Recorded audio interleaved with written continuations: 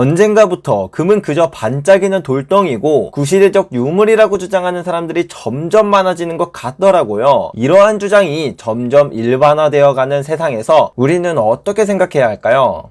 그런 주장에 동의를 하지는 않습니다만 그들이 왜 그렇게 주장하는지에 대해서는 일견 이해가 되는 것도 사실입니다. 대부분은 그들이 태어났을 때 현 시스템에서 태어났기 때문입니다. 마치 영화 매트릭스로 치면 이미 기계가 지배한 세상에서 태어났다는 이야기입니다. 그래서 빨간 약을 먹기 전에는 깨닫기 힘듭니다. 저도 현재 시스템 때 태어난 것은 마찬가지입니다만 IMF도 겪어보고 금융위기도 겪어봐서 경제도 얼마든지 크게 어려워지거나 현재 당연하다고 생각하는 상황들이 더 이상 그렇지 않을 수도 있다는 사실도 압니다. 또한 해외여행도 가보고 집에 인터넷도 깔려있기 때문에 얼마든지 그들이 믿는 화폐가 하루아침에 허상이 될 수 있다는 것도 압니다. 예를 들어 저는 2009년도에 어학연수 대신에 세계 일주를 선택해서 여행을 했습니다. 당시에 터키를 방문했었을 때 1리라에 약 800원 정도였습니다. 그러나 지금은 1리라에 불과 70원밖에 하지 않습니다. 다른 말로 말하면 1리라를 원화로 사려면 800원이 필요했었으나 지금은 70원밖에 필요하지 않다는 이야기입니다. 리라 가치가 약 10배 평가절하되었습니다. 체감을 쉽게 하기 위해서 원달러 환율이 1000원이었다고 가정하면 달러가 7000원이 된 상황과 비슷합니다. 당시 터키 사람들에게 몇 년 뒤에 당신네들 화폐가 이렇게 될 것이다 라고 말했으면 그것을 믿었을까요? 그리고 당시에 시리아도 여행했었는데 현재는 전쟁으로 폐허가 되고 모든 것이 엉망이 되어서 방문을 할 수 없지만 당시에는 너무나 평화롭고 안전했었습니다. 한반도에 전쟁 난다고 선동하는 것이 아니라 당시에 시리아에 살던 사람들도 불과 2, 3년 뒤에 본인들 나라가 어떻게 될지 예상하지 못했다는 것입니다. 또한 러시아, 아르헨티나, 브라질, 베네수엘라 등 자국 통화 가치의 큰 절하가 발생했던 케이스들이 많습니다. 이렇듯 가짜돈은 언제든 정보의 신용이나 경제에 위기가 발생하면 급격히 가치가 하락합니다. 이런 상황에서 실물금을 보유했다면 최소한의 경제적 생존만이 아니라 큰 구매력의 상승을 경험할 수 있었습니다. 각 나라들이 위기 상황에서 하는 것을 보십시오. IMF 때는 금 모으기 운동하지 않았습니까? 터키 에르도안 대통령이 자국 통화 가치 무너지니까 애국을 위해서 금과 달러를 터키 리라로 바꾸라고 하지 않았습니까? 말로만 금이 돈이 아니라고 하지 말고 위기 상황에서 실제로 국가와 중앙은행이 하는 행동을 보시라는 이야기입니다. 그리고 미국은 자국 화폐가 기축통화인 달러이기 때문에 외환 보유고 중에 가장 비중이 많은 것이 금이며 약 8,000톤을 보유하고 있습니다. 또한 각국의 금 보유고는 외환 보유고에 합산되어 집계됩니다. 즉 여러분이 아무리 돈이 아니라고 해도 실제로 중앙은행은 금을 돈으로 보고 있다는 이야기입니다. 그리고 각국의 조폐국에서는 이글, 메이플, 브리타니아와 같은 법정화폐 주화에 액면가를 붙여서 주저하고 있습니다. 금이 돈이 아니라고 주장하고 가짜 돈을 추종하는 사람들 덕분에 중앙은행과 무엇이 진짜 돈인지 아는 사람들에게 더 적은 화폐를 가지고 진짜 돈을 손에 쥘 수 있는 기회를 주고 있는 것입니다. 그래서 저는 사실 그분들이 고맙습니다.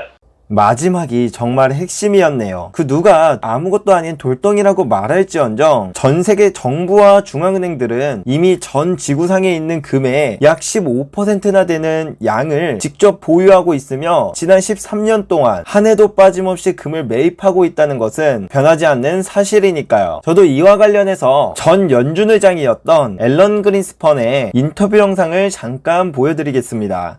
Well, you know what's interesting is gold is still significant. I ask myself if it's a relic of a long history, why is there $1 trillion held in gold by the world's central banks plus the IMF and all of the other financial institutions? If it's worthless and meaningless, why is everybody still holding it?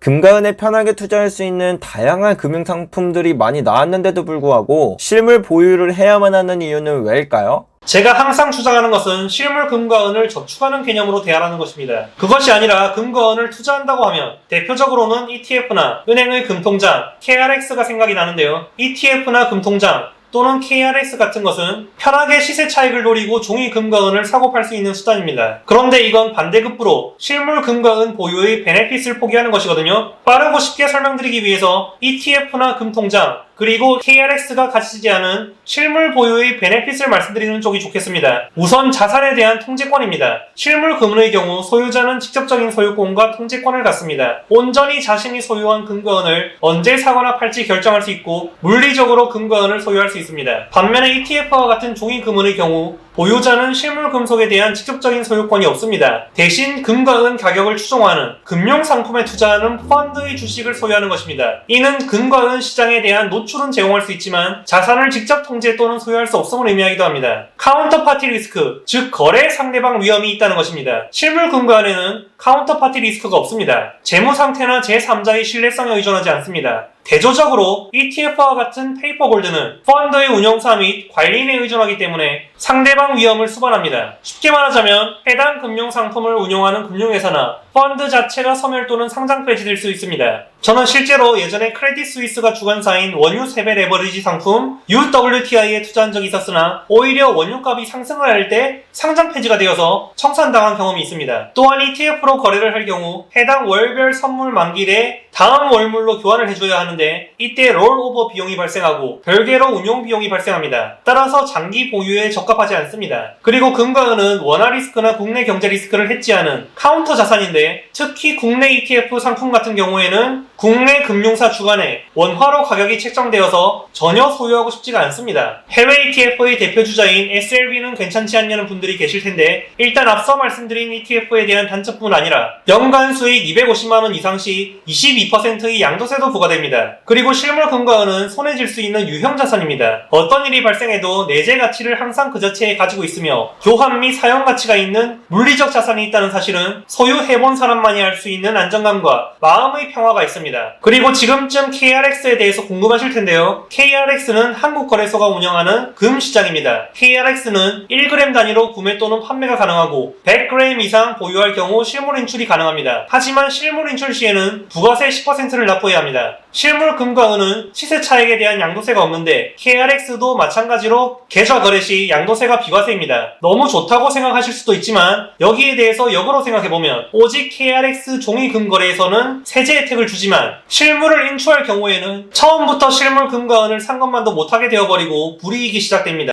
실물을 인출하지 말라는 이야기입니다. 실제로 KRX에서 금을 모아서 실물금을 인출하는 경우는 잘 없습니다. KRX가 유용한 경우는 오직 실물금을 소유할 생각이 전혀 없는 분들에게만 유용합니다. 그리고 KRX는 안전합니다. 언제까지 안전하냐 하면 더 이상 안전하지 않을 때까지 안전합니다. 모든 KRX 참여자들이 실물 인출을 요구했을 때, 즉 뱅크런과 유사한 상황이 발생했을 때 과연 실물을 인출해줄 수 있을까요? 나중에 국가에 IMF와 유사한 상황이 되어서 금이 필요해졌을 때 평시 상황처럼 뚝딱뚝딱 인출이 가능할까요? 저는 회의적입니다. 모든 사람들이 안전하다고 믿던 미국 실리콘밸리 은행도 이틀 만에 파산이 되었습니다. 마지막으로 어떤 대체 수단도 가지지 못하는 실물 금과 은이 가진 가장 큰 장점 중의 하나는 프라이버시입니다. 국가 또는 누군가가 내가 얼만큼의 자산을 가졌는지 알 수 없습니다. 아직까지 이해가 안 되실 수 있는데요. 차치하고 제가 오히려 반대로 좀 묻겠습니다. 세상에 헤아리기 어려운 종이 자산이 있고 모든 것이 디지털화되어 있는데 꼭 인류 역사를 관통해온 진짜 돈마저 종이로 보유하고 싶으십니까? 그리고 말씀드린 것처럼 경제, 금융 시스템과 국가, 지정학적 리스크, 원화 리스크에 자유롭고 싶어서 실물 금과 은을 보유하는 것인데 굳이 이걸 포기하고서요? 여기까지 실물 금과 은 보유에 대한 베네핏을 말씀드린 것이고 이것들을 포기할 만큼 종이 금과 은에 상대적인 메리트가 있다고 생각하시면 본인의 판단대로 하시면 되겠습니다. 그리고 과거에는 실물 금과 은을 구입하는 데 있어서 발생하는 부가세 문제와 사고 팔 때의 가격 차이, 특히 은은 어마무시한 스프레드 차이 때문에 장벽이 있었다지만 지금은 국내 최초 실물 금은 거래 플랫폼 트레이드아크까지 출시되어서 실물을 개인들이 부가세 없이 자유롭게 거래할 수 있고 팔 때도 스프레드 차이 없이 시장가로 안전하게 거래할 수 있기 때문에 개인들이 실물 금과 은에 접근할 때 느꼈던 장벽들이 해소가 된 상황이므로 더더욱 종이 금과 은을 거래할 필요는 없다고 생각합니다.